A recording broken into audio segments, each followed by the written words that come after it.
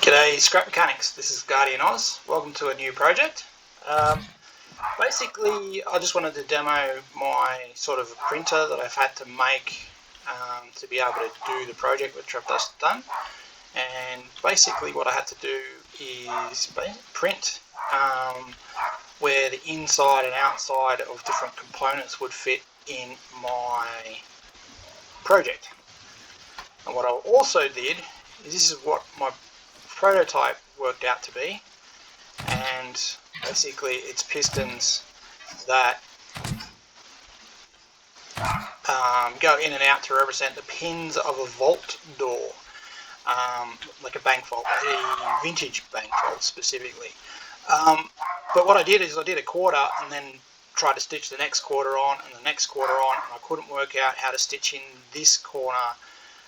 So basically what I had to do is reproduce all of this on a massive table like that and print circles and walls and as much as possible, and I've ended up with something like this. I had a huge amount of troubleshooting issues with my hinges and sag in the door and frame drops and all sorts of mischief.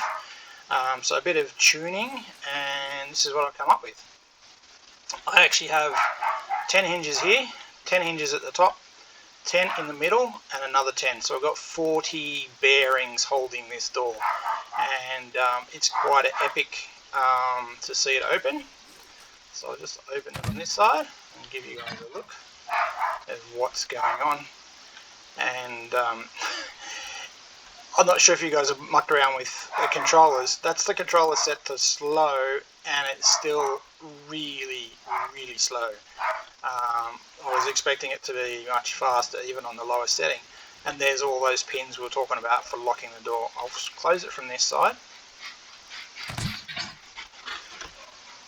Now I'll watch it swing closed. Now what we're looking at is right at the very end, the door does a tweak to get it loose. I'll show you on this side. What we're looking at is there's a little tweak before the door swings on its own to clear the spacing. So basically I got my vault door working. 24 pin, there it goes, you can see the kick to fit the door in. But no controller does 24 pins. So how I've got it working at the moment is we've got a sensor on each pin with a piston, and then the pistons push out to, do the pins around the door.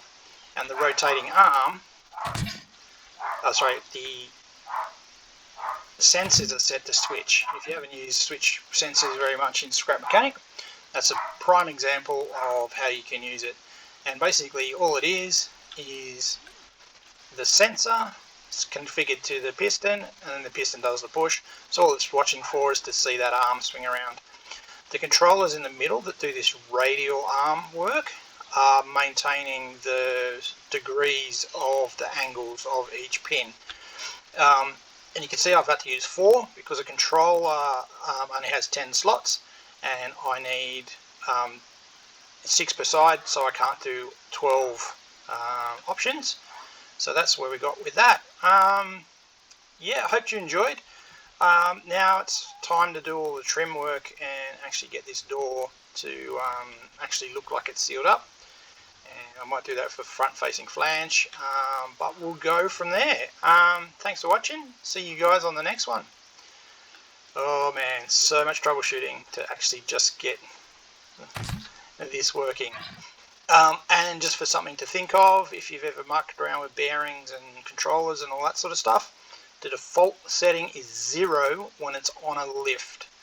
So now work out how to undo that after it's been on a lift.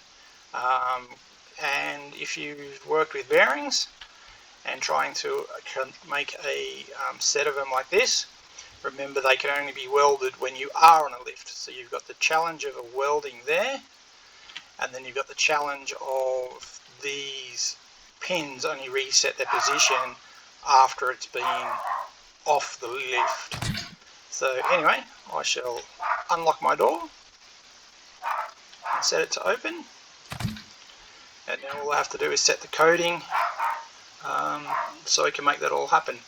And remember that, yeah, so just setting the controller for lock and unlock will be a bit of good fun to make it all work. Catch you guys on the next one. Thanks for watching.